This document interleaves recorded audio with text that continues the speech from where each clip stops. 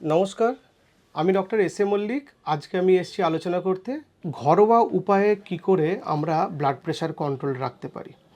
আমরা ঘরোয়া উপায়ে ব্লাড প্রেশার কন্ট্রোলে রাখতে পারি তখনই যদি ব্লাড প্রেশারটা খুব বেশি বেড়ে না থাকে। যদি দেখা যায় যে কারো ব্লাড প্রেশার 140/90 আছে, তো এইটাতে কিছুটা চেষ্টা করা যেতে পারে। কিন্তু কোনো কোনো ক্ষেত্রে দেখা যায় ব্লাড প্রেশার খুব বেশি, 180 ওপরে নিচে 120, যেটাকে হাইপারটেনসিভ এমার্জেন্সি বা হাইপারটেনসিভ আর্জেন্সি বলি, সেগুলোতে তো ওষুধ লাগেই এবং সেগুলো এমার্জেন্সি কন্ডিশন, তো সেগুলো ঘরোয়া উপায়ে ব্লাড প্রেশার মনিটর করে ব্লাড প্রেশার কন্ট্রোল করার চেষ্টা না করাই ভালো। তাদের কারণে দুর্ঘটনা ঘটতে পারে। দুর্ঘটনা ঘটে সেরিব্রাল স্ট্রোক বা সেরিব্রাল হ্যামারেজ হতে পারে, বা অ্যাকিউট কিডনি ইঞ্জুরি হতে পারে, অথবা হার্ট অ্যাটাক হতে পারে। তো এই জিনিসগুলো অ্যাভয়েড করা ভালো যাদের খুব অনেক বেশি ব্লাড প্রেশার আছে। যাদের একটু ব্লাড প্রেশার বেড়েছে, এখন ব্লাড প্রেশার কতটা হলে ভাববো যে ব্লাড প্রেশার বেড়েছে সেটা একটা আলোচনা করা দরকার। সাধারণত দেখা গেছে যে 120/80 বা তার নিচে থাকলে এটাকে আমরা নর্মাল ব্লাড প্রেশার ভাবি। এটা আমি একটা খুব জেনারেলাইজ করে বলছি, আরও অনেক মতামত আছে এবং আরও অনেক বডিজ যারা আছে পৃথিবীতে তারা অনেক কিছু এই গ্রেডেশনগুলো করেছেন। কিন্তু ইউজুয়ালি এবং কনভেনশনালি আমরা দেখি ব্লাড প্রেশার 120/80 বা তার নিচে থাকলে এটা নর্মাল।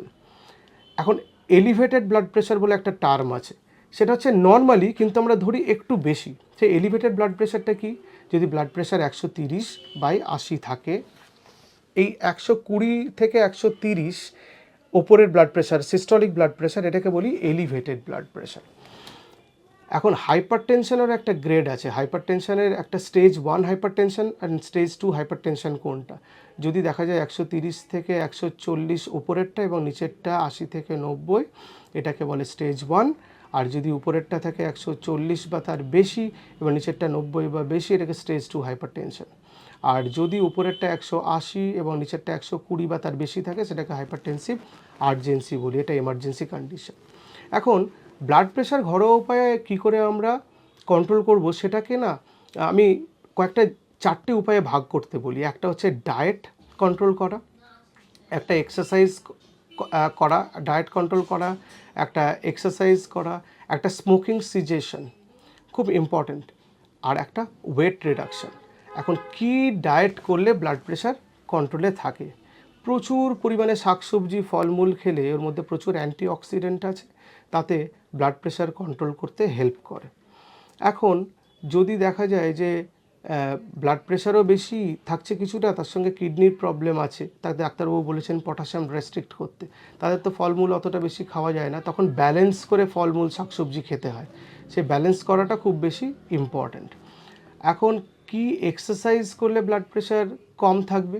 আমি বলি ব্রিস্ক ওয়াক করুন, প্রত্যেক দিন 30 মিনিট করে হাঁটুন, অথবা সপ্তাহে 150 মিনিট হাঁটুন। সপ্তাহে 5 দিন হাঁটলেই হবে। অথবা সাঁতার কাটতে পারেন, যোগা করতে পারেন। স্ট্রেচিং এক্সারসাইজ করা বা জগিং করাও খুব ভালো, এগুলোতে খুব স্ট্রেস রিলিফ হয়, ব্লাড প্রেশার ভালো কমে। আর অ্যালকোহল আর স্মোকিং যদি কমানো যায় বা বন্ধ করা যায়, সেটা খুব ইম্পর্ট্যান্ট। অ্যালকোহলে তো বলে হার্ট ভালো থাকে, বিভিন্ন লোক বলেন, ব্যাপারটা তো একদমই নয়। অ্যালকোহলে একদমই হার্ট খারাপ হয় এবং ব্লাড প্রেশার বাড়ে, এবং অন্যান্য অর্গানও অ্যালকোহলের সাইড এফেক্ট আছে। আর স্মোকিং তো বন্ধ করতেই হয়, কারণ স্মোকিংয়ের ডাইরেক্ট ইফেক্ট আছে, টোব্যাকোর ডাইরেক্ট ইফেক্ট আছে on cardiovascular system, bad effect আছে।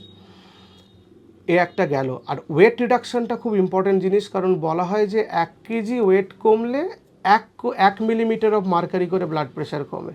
মনে করুন একজন ভদ্রলোকের বডির ওজন 120 কেজি, তাহলে আমরা তার আইডিয়াল বডি ওয়েট হওয়া উচিত 70 থেকে 80 কেজির মতো, ধরে নিলাম 80 কেজি। তাহলে তিনি 40 কেজি ওভারওয়েট, তাহলে তিনি 40 কেজি ওভারওয়েট, এই 40 কেজি বডি ওয়েট কমাতে পারেন, তাহলে ব্লাড প্রেশার 40 কমবে। এটা একটা স্টাডি আছে। আরও কিছু কিছু জিনিস আছে পৃথিবীতে খাবার, যেগুলো নিয়ে স্টাডি হয়েছে এবং সেগুলো নিয়ে দেখা গেছে সেগুলো খেলে ব্লাড প্রেশার কমে। তার মধ্যে একটা হচ্ছে হিবিস্কাস, যেটা একটা হিবিস্কাস বলে আমরা জবা ফুল, এই ফুলের এখন হিবিস্কাস টি পাওয়া যায়, এই চা খেলেও ব্লাড প্রেশার কমে। বিটরুট জুস, এগুলো খেলে ব্লাড প্রেশার কমে। কিন্তু বিটরুট জুস নিয়ে যেটা স্টাডি হয়েছিল, মানে 250 ml করে বিটরুট জুস 4 উইকস খেতে হবে, তবে ব্লাড প্রেশার কমার তার এভিডেন্স পাওয়া গেছে। হথর্ন বলে একটা ফল পাওয়া গেছে, সেগুলো তার নির্যাস বা অলিভ, সেটাতেও ব্লাড প্রেশার কমে। আর কিছু মাছ আছে সেগুলোতে ব্লাড প্রেশার কমে। তার মধ্যে স্যামন, টুনা এই মাছগুলো খেলে ব্লাড প্রেশার কমে। তো মোটামুটি ওভারঅল আমি বললাম, দেখা গেছে যে ফ্যাট বা চর্বি জাতীয় খাবার এবং কার্বোহাইড্রেট খাবারে কম খেলে কোলেস্টেরল, ব্লাড প্রেশার এগুলো কম থাকে। তো ব্যালেন্স করে ওভারঅল খেতে হবে। আপনি কার্বোহাইড্রেট বাদ দিয়ে ডায়েট খেতে পারবেন না। কিছু কার্বোহাইড্রেট আপনার খেতে হবে, কিছু ফ্যাট খেতে হবে, তেল জাতীয় জিনিস খেতে হবে, ভাজাভুজি তো কিছু লোক খাবেনই। মানে সারা বছরই শুধু কি সেদ্ধ খাবার খেয়ে থাকা যায়? তা তো নয়। একটা ব্যালেন্স করে খাবার খেতে হবে। এই পুরো একটা ওভারঅল আমি আলোচনা করলাম ব্লাড প্রেশার কী করে ঘরোয়া পদ্ধতিতে আমরা কন্ট্রোল করতে পারি। তাদের মেন কর্নারস্টোন হচ্ছে বডি ওয়েট রিডাকশন, এক্সারসাইজ আর walking, proper diet, cessation of smoking and alcohol. আর যদি ব্লাড প্রেশার এরপরেও বেশি থাকে, এত কিছু করার পরে অনেক দিন ধরে এলিভেটেড ব্লাড প্রেশার থাকছে, তাহলে অবশ্যই ডাক্তার দেখাতে হবে এবং ওষুধ খেতে হবে। ব্লাড প্রেশারের ওষুধ এমন একটা ওষুধ অন্যান্য অনেক ক্রনিক ডিজিজের মতো, যেটা শুরু হলে সেটা লাইফ লং চলবে, কারণ ব্লাড প্রেশার নিজে থেকে কমে যায় না বা সেরে যায় না, ওষুধ খেলে কন্ট্রোলে থাকে মাত্র।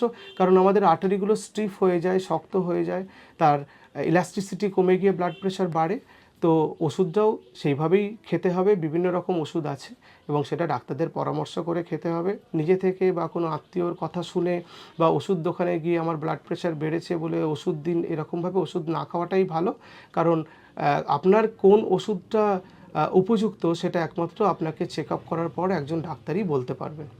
ভালো থাকবেন, সুস্থ থাকবেন। কার কোনো আপনাদের কোয়ারি থাকলে জানাবেন, আমি উত্তর দেওয়ার চেষ্টা করব। নমস্কার।